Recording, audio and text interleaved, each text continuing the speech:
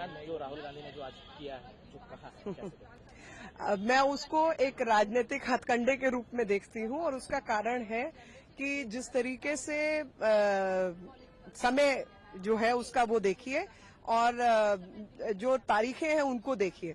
तो सबसे पहले तो इस मामले को लेकर विपक्ष के जो नेता प्रतिपक्ष और तमाम लोग जाके राष्ट्रपति को मिले और राष्ट्रपति हर बात लिख के कहते हैं आवश्यक नहीं है।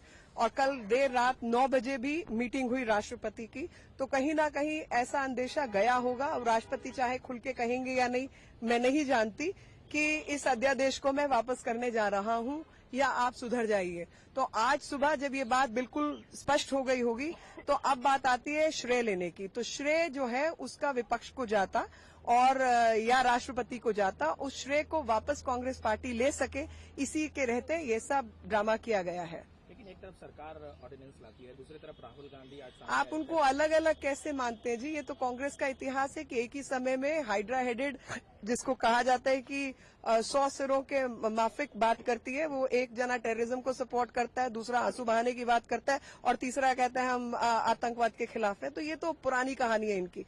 तो उसी के रहते जब प्रधानमंत्री ये बात पहले कह चुके हैं कि हम जो है मैं राहुल गांधी के नेतृत्व में काम करने को तैयार हूं, तो अब तक उनकी माताजी के नेतृत्व और निरीक्षण में काम करते आ रहे हैं, तो वो राहुल गांधी के नेतृत्व में भी काम कर सकते हैं।